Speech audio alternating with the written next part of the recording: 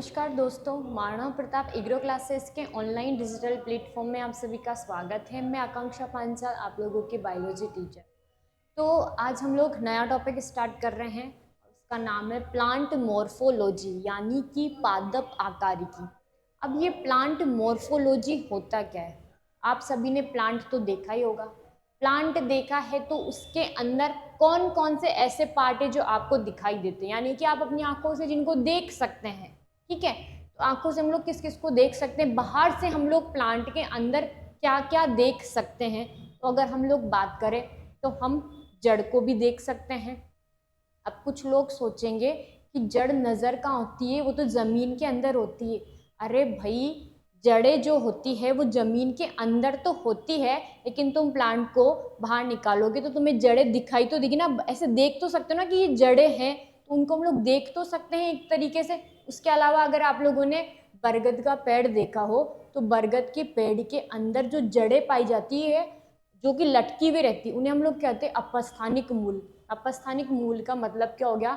जो बरगद का पेड़ है उससे बहुत सारी शाखाएं निकली होती है, और शाखाओं से नीचे की तरफ क्या होती है, कुछ जड़ें जो होती है वो नीचे की तरफ आती है, तो उन्हें हम लोग क्या कहते हैं? अपस्थानिक मूल कहते हैं। तो उन्हें हम लोग क्या कर रहे हैं, एक तरीके से अपनी आंखों से तो देख पा रहे हैं ना।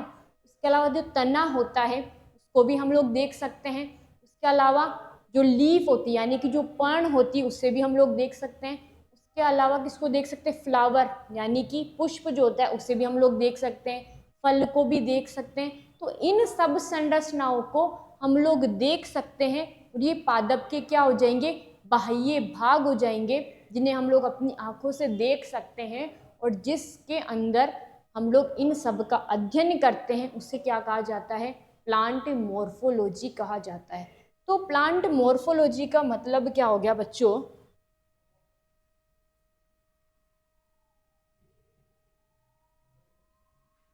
प्लांट मॉर्फोलॉजी, ठीक है, इसे हिंदी में कहा जाता है पादप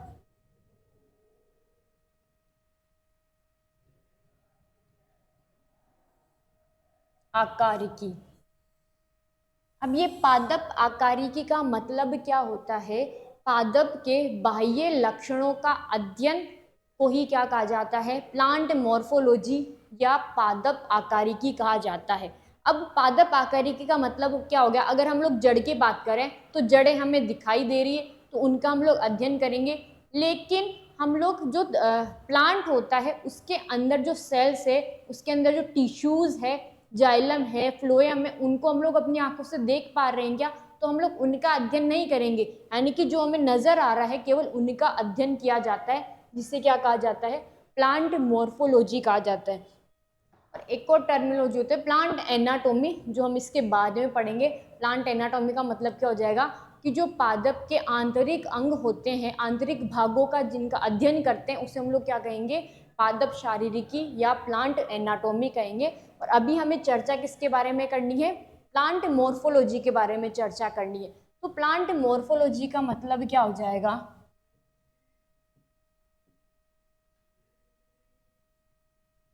पादप के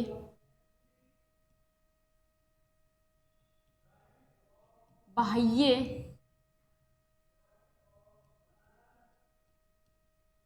भागों का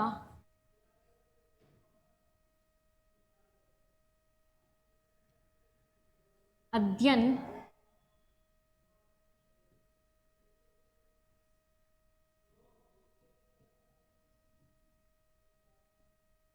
पादप आकारिकी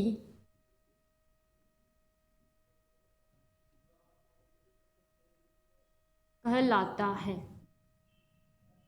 ठीक है, यानी कि पादप के जितने भी बाह्य भाग है, बाहर से जो हमें दिखाई दे सकते हैं, उन सब का अध्ययन ही क्या कहलाएगा? प्लांट मॉर्फोलॉजी या पादप आकारिकी कहलाता है। अब अगर हम लोग एक प्लांट की बात करें, ठीक है, तो एक प्लांट के अंदर हमें क्या क्या नजर आता है?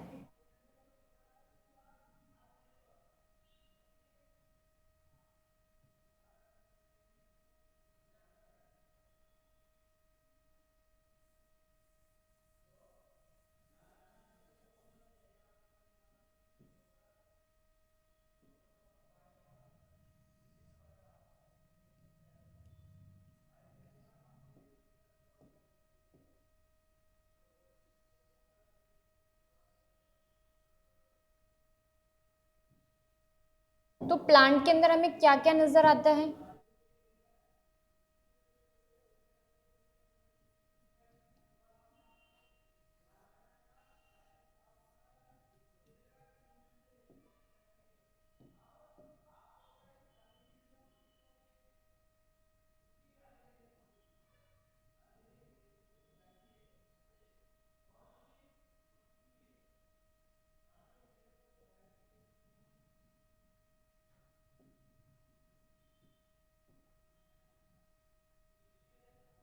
तो एक पादप की अगर हम लोग बात करें तो एक पादप के अंदर हमें क्या क्या नजर आता है?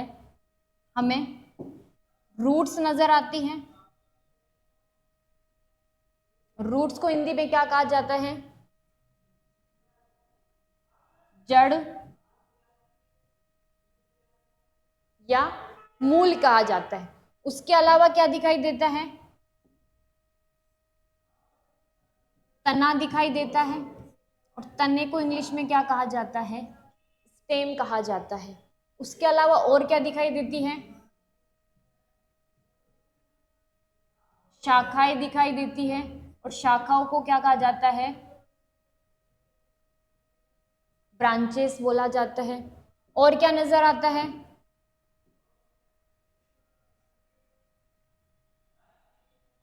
पाण नजर आती है, जिसे लीफ कहा जाता है। उसके अलावा और क्या दिखाई देता है?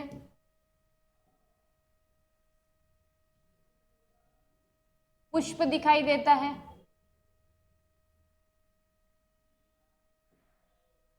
और फल दिखाई देता है,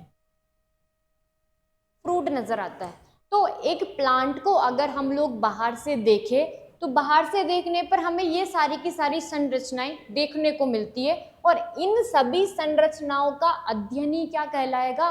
प्लांट मॉर्फोलॉजी कहलाएगा। यानी कि हमें रूट्स का अध्ययन करना है कि रूट्स कितने प्रकार की होती है, कैसी कैसे रूट्स होती है, तो इन रूट्स का अध्ययन क्या कहलाएगा? Plant morphology.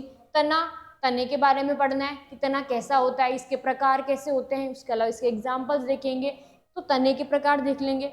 उसके अलावा लीफ के बारे में देखेंगे, जो लीफ होती है उसकी संरचना कैसी होती है, लीफ के प्रकार कौन कौन से होते हैं। तो इन सब का अध्ययन ही क्या कहलाता है? प्लांट मॉर्फोलॉजी कहलाता है। अब ये जो जड़ें हैं या जो मूल है वो कहाँ पर पाई जाती है? नीचे जमीन के अंदर पाई जाती है। तो ये जो जड़ें होती है वो एक तंत्र का निर्माण करती है, जिसे कहा जाता है मूल तंत्र। मूल तंत्र का मतलब क्या हो गया कि जड़ों का अध्ययन या फिर जड़ों के बारे में हम लोग पढ़ेंगे, उसे हम लोग क्या कह देंगे? मूल तंत्र। या फिर जड़ों का जितना भी सिस्टम है उसे हम लोग क्या कह देंगे? मूल तंत्र कह देंगे। उसके अलावा कि जितना भी पोर्शन आपको नजर आ रहा है, तना, शाखा, पर्ण, लीफ, इन सबको क्या कहा जाता है? इन सबको कहा जाता है प्ररहो तंत्र। और प्ररहो तंत्र के अंदर कौन कौन आ गए? तना आ गया, शाखा आ गई, इसके अलावा पर्ण आ गई, पुष्प आ गया, और फल आ गया। तो ये सारी संरचनाएं मिलकर क्या बनाएगी? प्ररहो तंत्र बनाएगी। और जितनी भी मूल है वो सब मिलकर क्या बना देगी? मूल तंत्र बना देगी। तो मॉर्फोलॉजी के अंदर हम लोगों को दो सिस्टम के बारे में अध्ययन करना होता है। एक तो होता है हमारा मूल तंत्र, और एक होता है प्ररहो तंत्र। अब ये मूल तंत्र और प्ररहो तंत्र है, इनका निर्माण कैसे होता है, ये कैसे बनते हैं, इन सब के बारे में भी हम लोग चर्चा करेंगे। ठीक है, तो एक प्लांट के अंदर क्या क्या नजर आता है, ये सारी चीजें पता चल गई। और प्लांट मॉर्फोलॉजी का मतलब क्या होता है इसके बारे में भी पता चल गया। यानी कि प्लांट के जितने भी बाह्य लक्षण हैं जो बाहर से देखने पर हमें जो भी दिखाई देंगे, उन सब का अध्ययन ही क्या कहलाता है? पादप आकारिकी या प्लांट मॉर्फोलॉजी। यानी कि पादप का आकार का अध्ययन करना ही क्या कहला जाएगा? पादप आकारिकी कहलाएगा। ठीक है, अब नेक्स्ट बात करते हैं कि ये जो मूल है, तना है, पत्ती है, इन सब का जो निर्माण होता है वो कैसे होता है। ठीक है, तो इन सब का निर्माण किस प्रकार से होता है। बीज सभी ने देखा होगा, कुछ इस प्रकार का बीज होता है और ये बीज के अंदर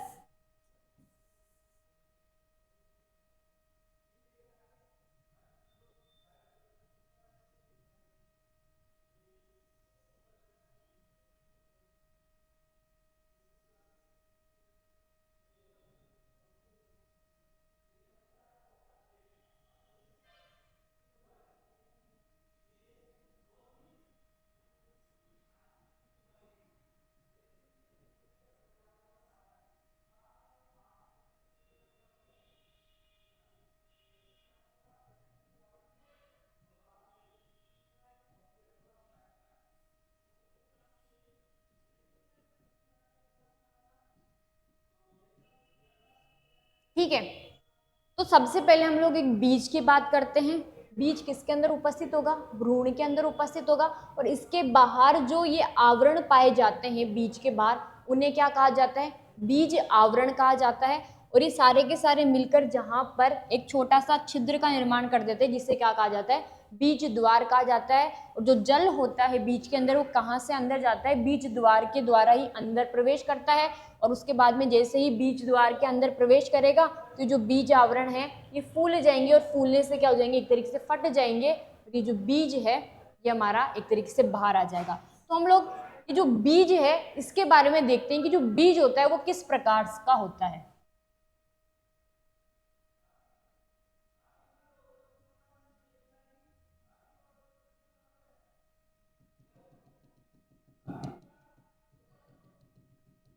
बीज को हमने क्या कर दिया, बाहर निकाल दिया। अब बीज की हम लोग क्या करते हैं, संरचना देखते हैं।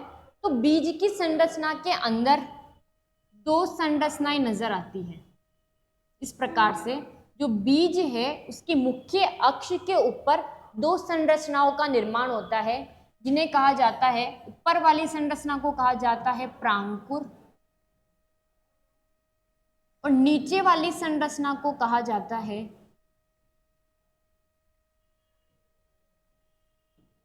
मूलांकुर।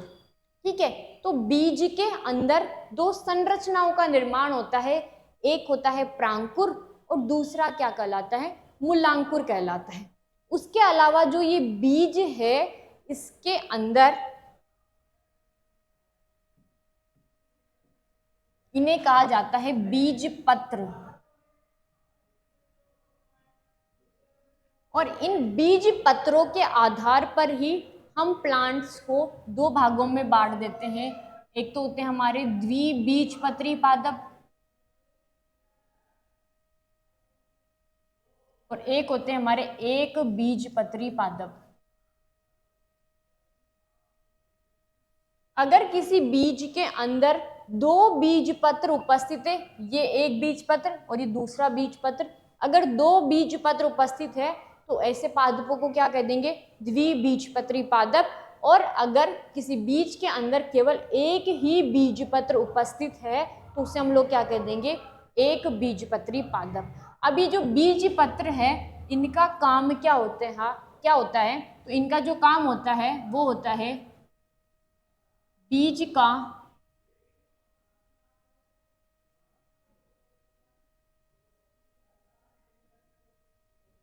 बीजों का संचित भोजन ही क्या कहलाता है, बीज पत्र कहलाता है। ठीक है, तो ये बात हो गई हमारे किसकी, बीज पत्रों की। अब हमें देखना क्या है कि जो जो बीज होता है उसके अंदर दो संरचनाएं बनती है, एक को कहा जाता है प्रांकुर और दूसरे को क्या कहा जाता है, मूलांकुर। ये जो प्रांकुर है वो किसका निर्माण करता है, आगे जाकर तना बनाता है। और ये जो मूलांकुर है वो आगे जाकर किसका निर्माण करता है, मूल का निर्माण करता है। यानी कि एक तरीके से जो प्रांकुर है वो किसका निर्माण कर देगा, प्ररहो तंत्र का निर्माण कर देगा। और ये जो मूलांकुर है वो किसका निर्माण कर देगा, मूल तंत्र का निर्माण कर देगा। ठीक है, तो प्ररोह तंत्र और मूल तंत्र का जो निर्माण होता है या तने का या मूल का जो निर्माण होता है वो किनसे होता है? प्रांकुर और मूलांकुर से होता है। मूलांकुर मूल का निर्माण करेगा, मूल यानी कि जड़ का निर्माण करेगा, और जो प्रांकुर है वो तने का निर्माण करेगा यानी कि प्ररोह का निर्माण करेगा। फिर तने से शाखाएं बनेगी, शाखाओं के ऊपर कक्षस्थ कलिका, उसके अलावा शीर्षस्थ कलिकाओं का निर्माण होगा, फिर उसके बाद में इनसे पत्तियां बनेगी, फिर पुष्प का निर्माण होगा। तो इन सब का निर्माण होता है। ठीक है, तो अब हमें प्लांट मॉर्फोलॉजी के अंदर पढ़ना क्या है? प्लांट मॉर्फोलॉजी के अंदर हमें क्या पढ़ना है? पादप के बाह्य लक्षणों का अध्ययन करना है, और बाह्य लक्षण यानी कि बाह्य भागों का अध्ययन करना है। और बाह्य भाग का मतलब क्या हो गया?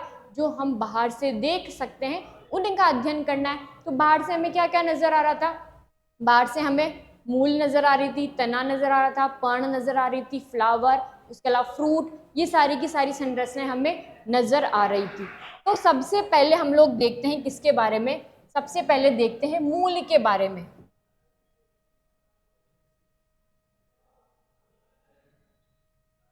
मूल को क्या कहते हैं? जड़ भी कहा जाता है, या फिर इन्हें क्या कहते हैं? रूट्स भी कहा जाता है।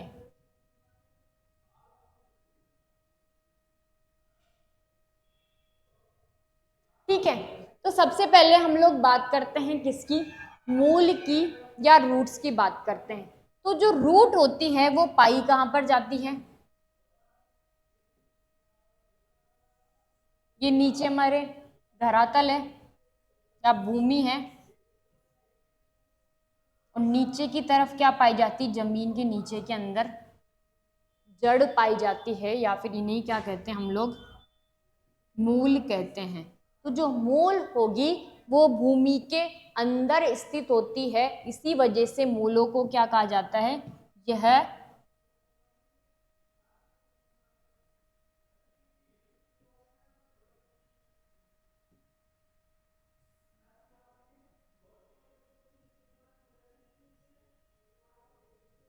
भूमिगत संरचना है।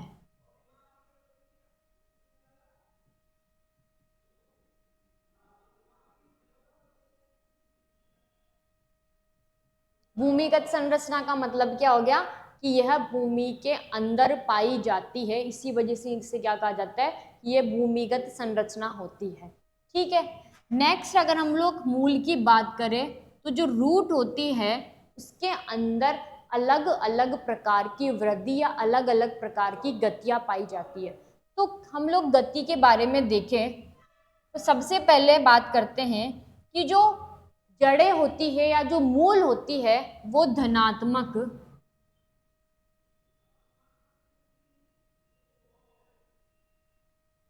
गुरुत्वानुवर्ती होती है।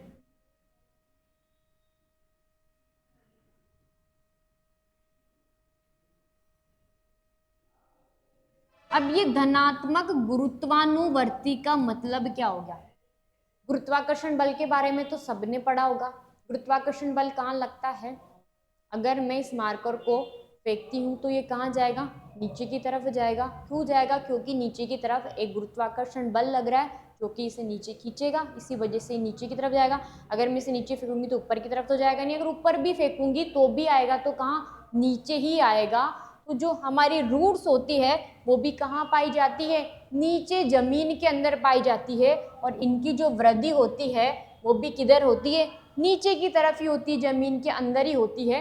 इसी वजह से जड़ों को क्या कहा जाता है? कि यह धनात्मक गुरुत्वानुवर्ती होती है, यानी कि गुरुत्वाकर्षण बल की दिशा में क्या करती है? ये गति करती है। इसी वजह से इन्हें क्या कहा जाता है? धनात्मक गुरुत्वानुवर्ती कहा जाता है। या इनकी जो गति होती है वो किस प्रकार की होती है? धनात्मक गुरुत्वानुवर्ती होती है। ठीक है, नेक्स्ट बात करते हैं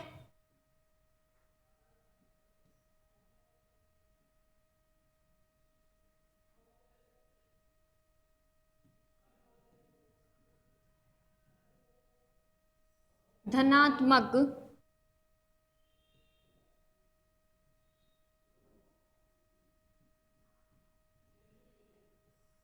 धनात्मक जलानुवर्ती होती है। एक और पॉइंट लिख लेते हैं।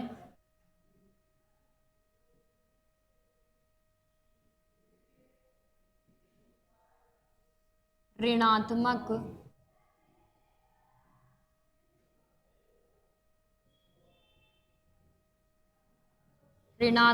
प्रकाशानुवर्ती होती है। अब ये धनात्मक जलानुवर्ती का मतलब क्या हो गया? जो जल होता है वो कहाँ पाया जाता है? नीचे, जमीन के अंदर पाया जाता है। नीचे की तरफ पाया जाएगा, जमीन के अंदर ही पाया जाएगा जल। और जो जड़ें होती है वो भी कहाँ पाई जाती है? नीचे, जमीन के अंदर पाई जाती है। यानी कि जल की दिशा के अंदर ही उपस्थित होती है। इसी वजह से जड़ों को हम लोग क्या कह सकते हैं कि ये धनात्मक क्या होती है? जलानुवर्ती होती है।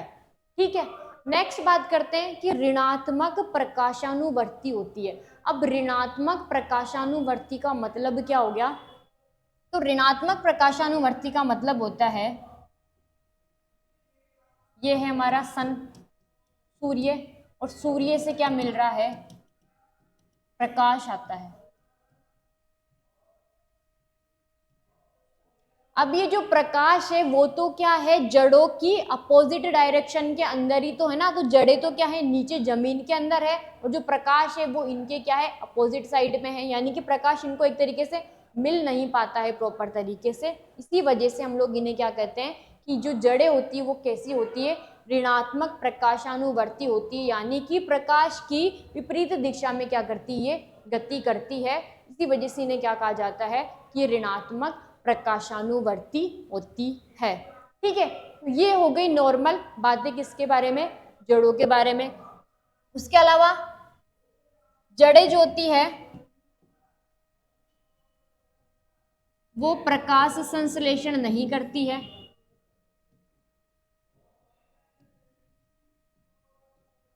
क्यों नहीं करती है? क्योंकि इनका जो कलर होता है ये ग्रीन कलर की नहीं होती है।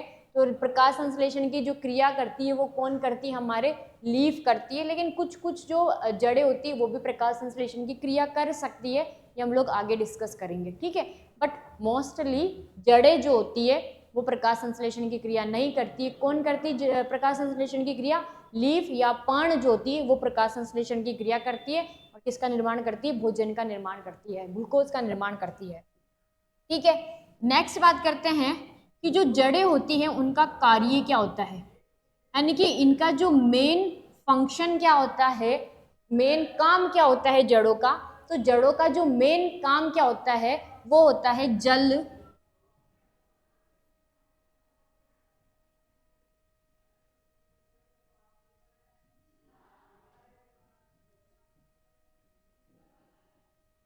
और खनिज लवणों का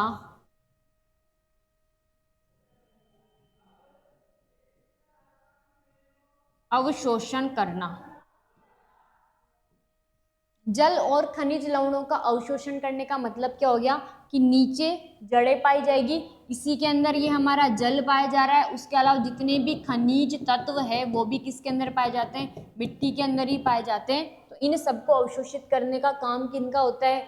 जड़ों का ही होता है। तो मेन फंक्शन क्या होगा जड़ों का? जल और खनिज लवणों को अवशोषण करने का काम हो गया किनका? जड़ों का। उसके अलावा क्या काम होता है जड़ों का?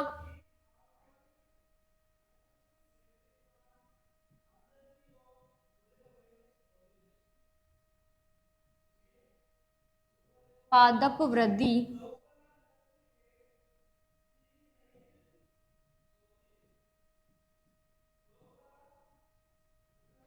नियामक हार्मोन का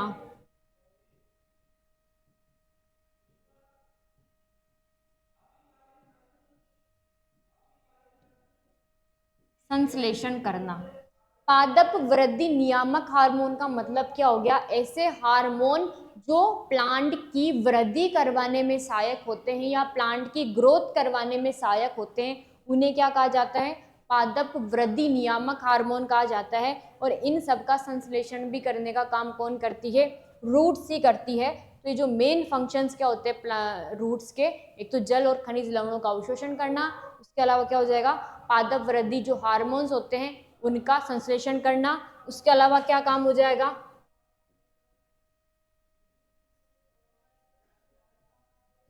पादप को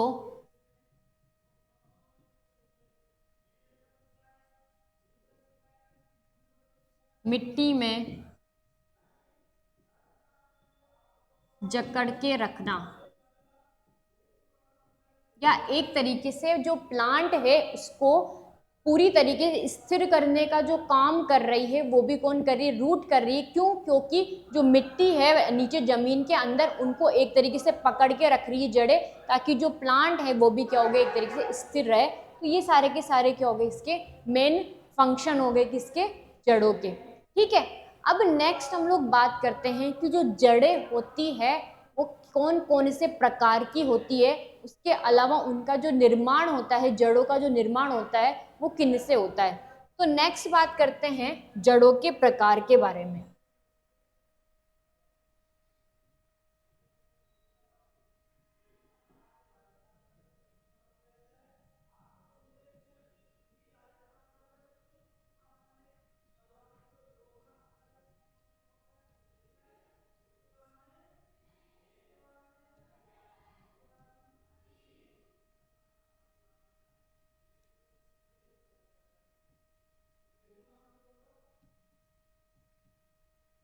जड़ों या मूल के प्रकार। ठीक है, तो जो जड़ें होती है वो 3 प्रकार की होती है। पहली होती है हमारी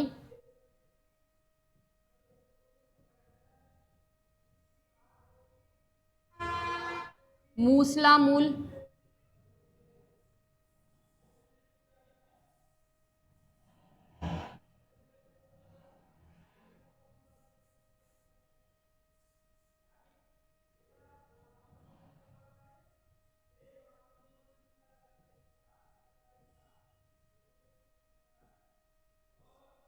दूसरी है जखड़ा मूल,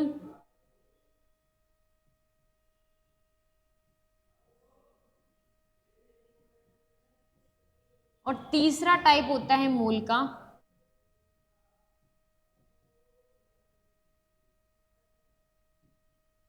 अपस्थानिक मूल। तो ये जो मूल होती है, जो जड़ें होती है, वो कितने प्रकार की होती है, 3 प्रकार की होती है। एक होती है मूसला मूल, एक होती है जखड़ा मूल, और एक होती है अपस्थानिक मूल। तो इन तीनों प्रकार की मूलों के बारे में हमें क्या करना है, डिस्कस करना है कि इन तीनों प्रकार की मूलों का जो निर्माण होता है वो किस प्रकार से होता है। ठीक है, तो सबसे पहले हम लोग बात करते हैं किसकी,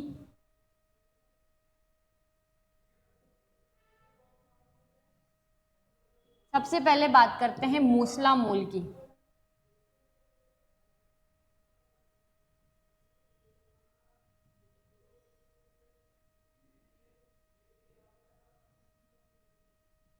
कि इस प्रकार की मूल का जो निर्माण होता है वो किस प्रकार से होता है। ठीक है, बीज की संरचना अभी सबने देखी थी, ये हमारा बीज हो गया। अब इस बीज के अंदर 2 संरचनाएं पाई जाती है इसकी एक्सिस के ऊपर। ठीक है, एक को कहा जाता है ऊपर वाली संरचना को प्रांकुर, और ये जो नीचे वाली एक्सिस पे संरचना है यानी कि मुख्य अक्ष पे संरचना है उसे कहते हैं मूलांकुर।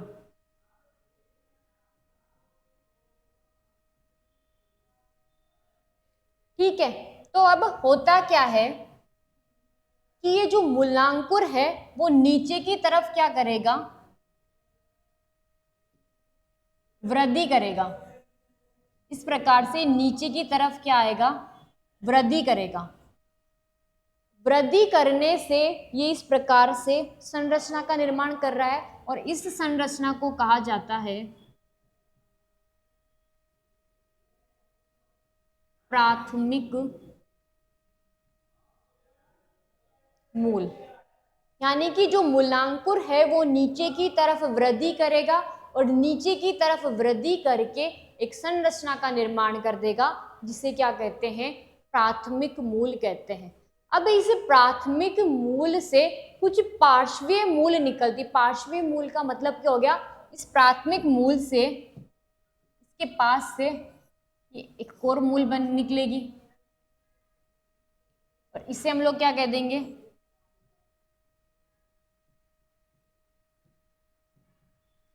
द्वितीयक मूल कह देंगे। यानी कि ये जो प्राथमिक मूल है इनसे अलग अलग संरचनाओं का निर्माण हो रहा है, जो किससे जुड़ी हुई है, प्राथमिक मूल से जुड़ी हुई है, उससे हम लोग क्या कह देंगे, द्वितीयक मूल कह देंगे। अब ये जो द्वितीयक मूल है इससे भी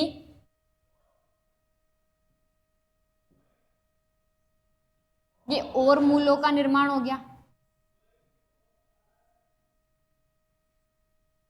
इन्हें कह देंगे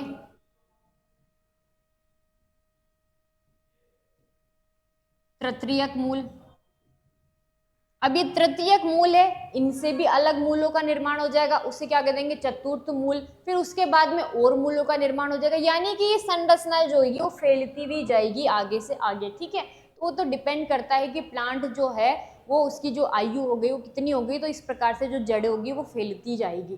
ठीक है, तो हमें बात क्या करनी है कि जो प्राथमिक जो बीज होता है उसके अंदर दो संरचनाएं पाई जाती है, एक को कहते हैं प्रांकुर और दूसरी नीचे वाली संरचना को क्या कहते हैं, मूलांकुर कहा जाता है। तो मूलांकुर नीचे की तरफ क्या करेगा, वृद्धि करेगा और वृद्धि करके एक लंबी संरचना का निर्माण कर रहा है, जिसे क्या कहा जाता है, प्राथमिक मूल कहा जाता है। इस प्राथमिक मूल से अलग अलग पार्श्वीय मूल निकल जाती है। पार्श्वी का मतलब क्या होगा, इसके पास से अलग अलग मूलें निकल जाएगी और उनको क्या कह देंगे, द्वितीयक या तृतीयक मूल कह देंगे। और इस प्रकार की मूल को ही क्या कहा जाता है, इस प्रकार की मूल को कहा जाता है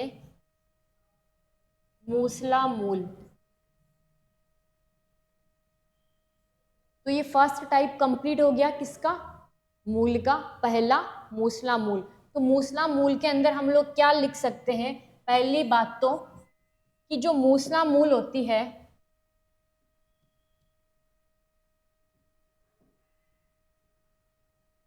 इसका निर्माण किससे होता है, निर्माण किनसे होगा, मूलांकुर से होगा। और मूलांकुर क्या करेगा, मूलांकुर आगे की ओर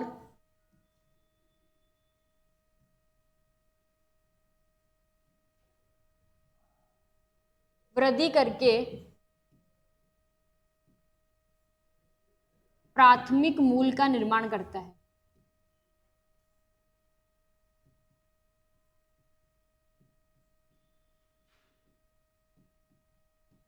और ये जो प्राथमिक मूल है इनसे अलग अलग पार्श्वीय मूल निकल जाएगी और इन पार्श्वीय मूलों को क्या कह देंगे, द्वितीयक मूल या फिर तृतीयक मूल कह देंगे।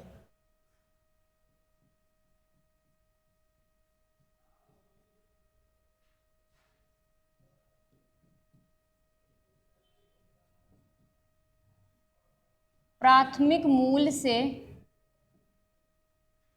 पार्श्वीय मूलों का निर्माण होता है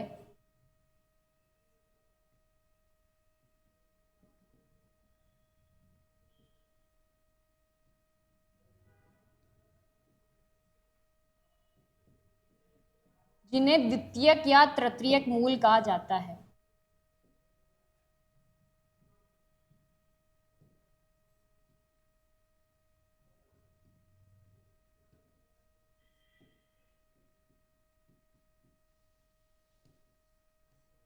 ठीक है, नेक्स्ट बात करें कि जो ये मूसला मूल है ये किन के अंदर पाई जा रही है, इसका निर्माण तो किससे हो रहा है, मूलांकुर से हो रहा है। मूलांकुर नीचे की तरफ वृद्धि करेगा और प्राथमिक मूल का निर्माण कर देगा। प्राथमिक मूल जो है वो आगे की तरफ वृद्धि करेगी, द्वितीयक मूल का निर्माण कर देगा। द्वितीयक मूल से किनका निर्माण हो जाएगा, तृतीयक मूलों का निर्माण हो जाएगा। तो ये जो इस प्रकार की मूल है वो किनके अंदर पाई जाती है, ये पाई जाती है द्विबीजपत्री पादपों के अंदर पाई जाती है। ऐसे प्लांट्स जिसके अंदर दो बीज पत्र होंगे उन्हें हम लोग क्या कह देंगे, द्विबीजपत्री पादप कह देंगे। और इसका एग्जाम्पल याद रखना है सरसों। ठीक है, तो मूसला मूल के अंदर सिर्फ इतना ही याद रखना है कि जो मूसला मूल होती है उसका निर्माण किससे होगा, मूलांकुर से होगा। और जो मूलांकुर है वो नीचे की तरफ वृद्धि करके प्राथमिक मूल बनाएगा प्राथमिक से द्वितीयक और तृतीयक बनेगी। और ये किनके अंदर पाई जाती है? द्विबीजपत्री पादपों के अंदर पाई जाती है। और इसका एग्जाम्पल याद रखना है क्या? सरसों का एग्जाम्पल, ये एनसीईआरटी के अंदर लिखा हुआ है। ठीक है, नेक्स्ट बात करते हैं सेकंड,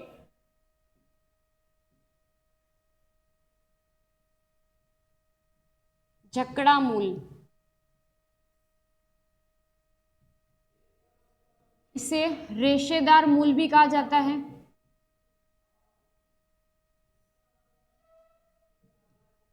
या फिर तंतुमय मूल भी कहा जाता है। अब इस मूल का निर्माण कैसे होता है? पहले देखा था हम लोगों ने कि जो बीज होता है उसके अंदर दो संरचनाएं पाई जाती है। इसके मुख्य अक्ष पर ऊपर वाली संरचना को कहा जाता है प्रांकुर, और ये नीचे वाली जो संरचना है इसे कहा जाता है मूलांकुर। ठीक है, तो ये मूलांकुर नीचे की तरफ वृद्धि करेगा और किसका निर्माण कर देगा?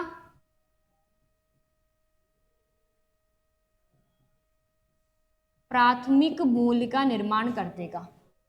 सेम किसकी तरह? जो मूसला मूल थी उसी की तरह इसी के अंदर होगा। अब होगा क्या कि ये जो प्राथमिक मूल होती है वो क्या होती है? कुछ टाइम के बाद में नष्ट हो जाती है, यानी कि इसकी जो आयु होती है वो अल्प आयु की होती है ये,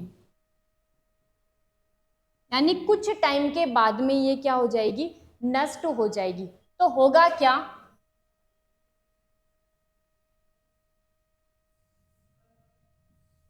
कुछ टाइम के बाद में नष्ट हो गई तो प्रांकुर से तो किसका निर्माण हो जाएगा? तने का निर्माण हो जाएगा। और मूलांकुर से किसका निर्माण हो रहा था? प्राथमिक मूल का निर्माण हो रहा था। लेकिन प्राथमिक मूल क्या होती है? कुछ टाइम के बाद में क्या हो जाती है? नष्ट हो जाती है। अब ये नष्ट हो जाएगी तो अब मूल का निर्माण किनसे होगा? तो ये जो जकड़ा मूल है इनका जो निर्माण होता है वो किनसे होता है? ये जो तने का आधार है इनसे कुछ रेशेदार संरचनाओं का निर्माण होता है।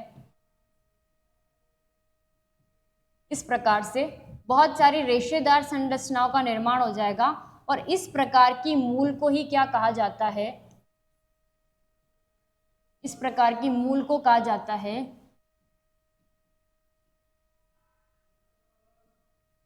जकड़ा मूल या फिर रेशेदार मूल। रेशेदार मूल क्यों बोल रहे? क्योंकि इसके अंदर कुछ रेशे से निकल जाएंगे। किससे? तने के आधार से कुछ रेशे नुमा संरचनाओं का निर्माण हो जाएगा और इस पूरी संरचना को हम लोग क्या कह देंगे? जकड़ा मूल कह देंगे। अब ये जो जकड़ा मूल होती है वो किनके अंदर पाई जाती है? तो जो जकड़ा मूल है वो पाई जाती है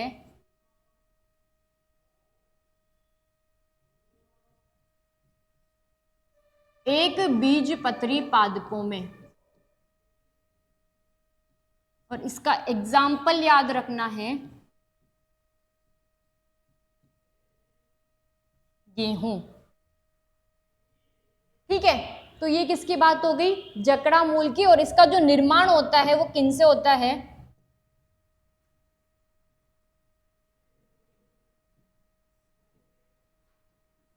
तने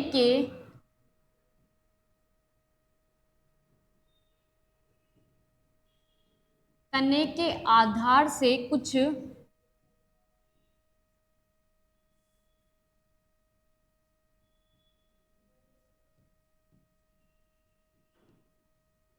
रेशेदार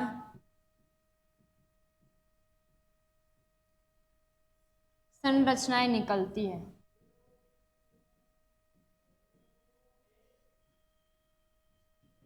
और ये रेशेदार संरचनाएं क्या कहलाएगी? जकड़ा मूल कहलाएगी। ठीक है, तो ये बात हो गई किसकी? जकड़ा मूल की। लेकिन इसका निर्माण तो किससे हो रहा था? वही मूलांकुर से ही निर्माण हो रहा था। लेकिन कुछ टाइम के बाद में क्या हो जाती है? जो प्राथमिक मूल है वो क्या हो जाएगी? नष्ट हो जाती है। तो नष्ट हो जाएगी तो किनसे हो जाएगा? तने के आधार से इनका निर्माण होता है। ठीक है, इसका एग्जाम्पल याद रखना है गेहूं। और किसके अंदर पाई जाएगी? एक बीजपत्री पादपों के अंदर पाई जाएगी। नेक्स्ट बात करते हैं तीसरी मूल का। तीसरी मूल है हमारी अपस्थानिक मूल।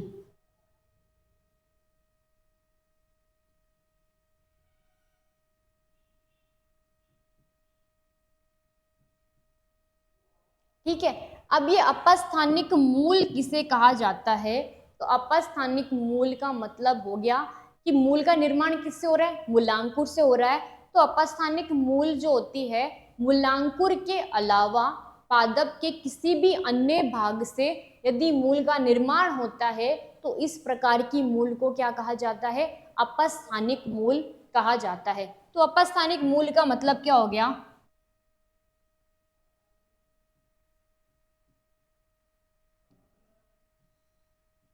मूलांकुर के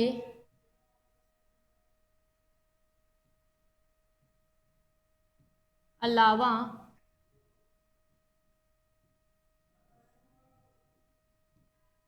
पादप के किसी भी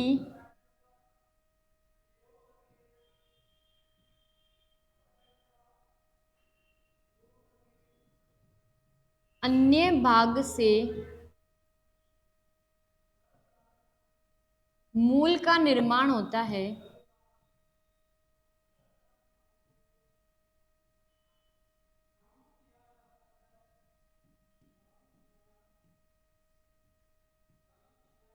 तो इस प्रकार की मूल को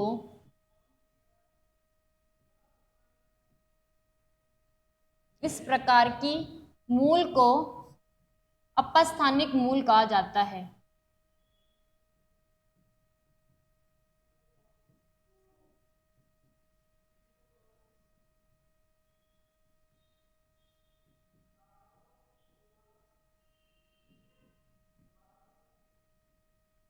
ठीक है, तो अब अगर हम लोग बात करें कि जो मूल होती है उसका निर्माण तो किससे होता है?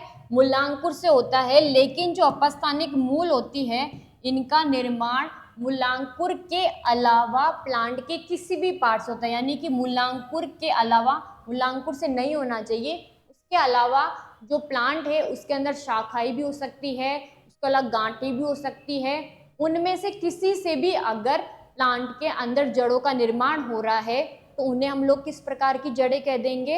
अपस्थानिक जड़ें या अपस्थानिक मूल कह देंगे। तो सबसे पहले अगर हम लोग बात करें अपस्थानिक मूल की, तो ये किन के अंदर पाई जाती है? यह है एक बीजपत्री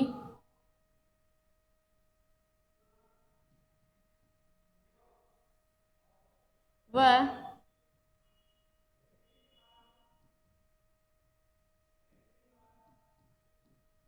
द्विबीजपत्री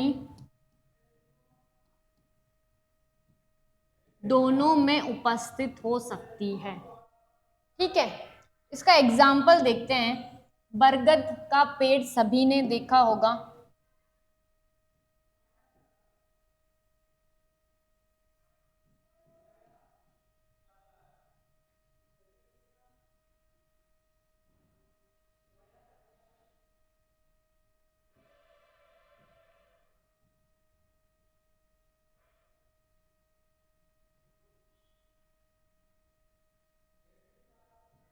देखा है सभी ने बरगद का पेड़?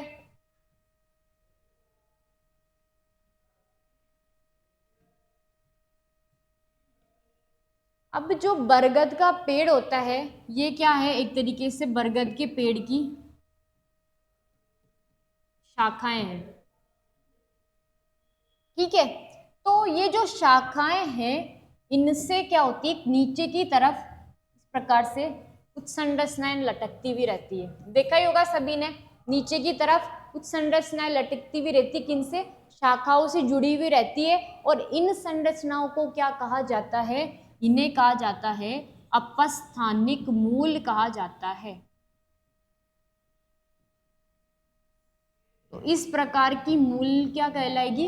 अपस्थानिक मूल कहलाएगी, यानी कि इनका निर्माण मूलांकुर से नहीं हो रहा है। किनसे हो रहा है इसका निर्माण? शाखाओं से हो रहा है, यानी कि जो ये शाखाएं हैं इनसे भी नीचे की तरफ ये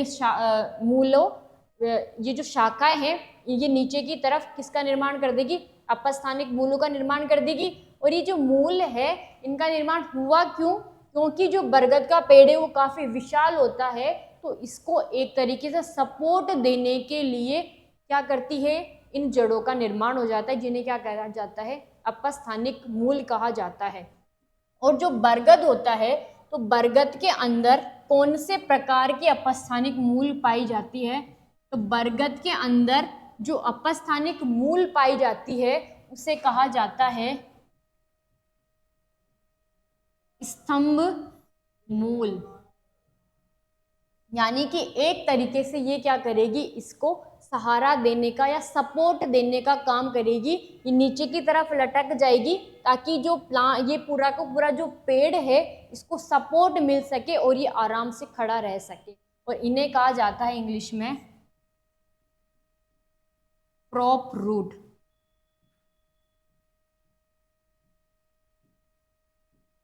तो प्रॉप रूट किसके अंदर पाई जाती है, प्रॉप रूट पाई जाती है किसके अंदर, बरगद के अंदर। और ये जो प्रॉप रूट है वो किनका प्रकार हो गया, एक प्रकार से ये अपस्थानिक मूल हो गई, और इनका जो निर्माण है वो किन से हो रहा है, शाखाओं से निकल रही है। ये बरगद की शाखाएं है और शाखाओं से कौन निकल रही है, जड़ें निकल रही है, और इस प्रकार की जड़ों को हम लोग क्या कह देंगे, अपस्थानिक मूल कह देंगे। ठीक है, उसके अलावा एक और एग्जाम्पल की बात करते हैं।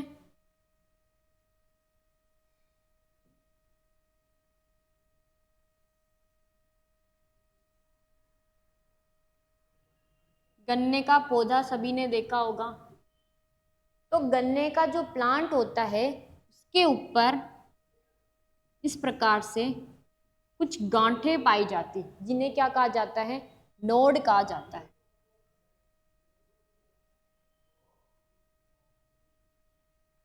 ठीक है, तो ये जो नोड है इनसे भी क्या होता है, कुछ शाखाओं का निर्माण हो जाता है, सॉरी कुछ जड़ों का निर्माण हो जाता है इस प्रकार से। और इस प्रकार की जड़ों को भी हम लोग क्या कहेंगे,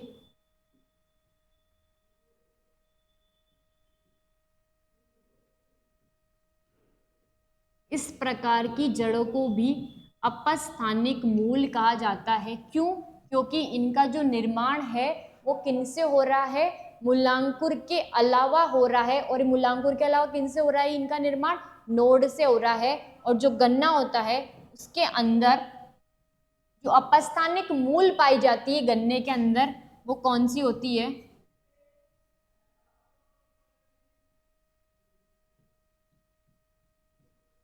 अवस्तंभ मूल पाई जाती है, और इसे इंग्लिश में कहा जाता है स्टिल्ट रूट। तो स्टिल्ट रूट किसके अंदर उपस्थित होगी, गन्ने के अंदर उपस्थित होगी, और ये किस प्रकार की मूल है, एक प्रकार से अपस्थानिक मूल है। क्यों है, क्योंकि इसका जो निर्माण है वो किनसे हो रहा है, इनका जो निर्माण है वो नोड से हो रहा है, यानी कि पर्व संधियों से हो रहा है, गांठों से इनका निर्माण हो रहा है। देखा ही होगा गन्ने का जो पौधा देखा होगा, उसके ऊपर कुछ गांठें सी पाई जाती है, कुछ अलग से संरचना निकली हुई रहती है बाहर की तरफ अलग अलग सी, उनसे भी क्या हो जाती है, जड़ों का निर्माण हो जाता है। और इस प्रकार की जड़ों को हम लोग क्या कह देंगे, अपस्थानिक मूल कह देंगे। ठीक है, तो ये हो गए हमारे मूलों के प्रकार, तीनों प्रकार की कौन कौन सी मूल हो गई। आज हम लोगों ने मूल के बारे में डिस्कस कर लिया, पहली मूसला मूल, जकड़ा मूल, और तीसरी अपस्थानिक मूल। अब नेक्स्ट क्लास के अंदर हम लोग देखेंगे कि जो मूल होती है उसके क्षेत्र कौन कौन से होते हैं, उसके अलावा जो मूल होती है उनके रूपांतरण कौन से होते हैं, यानी कि जो मूल होती है उनका जो मुख्य कार्य क्या होता है, जल और खनिजों का अवशोषण करना। उसके अलावा भी कुछ मूलें क्या करती है, अपने कार्य के अंदर रूपांतरण कर लेती है और भी अलग अलग कार्य करने लग जाती है, जैसे कि खाद्य पदार्थों का संचित करने का काम कर सकती है, उसके अलावा श्वसन का काम कर सकती है। तो ये अपने काम के अंदर या अपने कार्य के अंदर क्या कर लेती है, रूपांतरण कर लेती है। तो ये नेक्स्ट क्लास के अंदर डिस्कस करेंगे। So thank you for watching.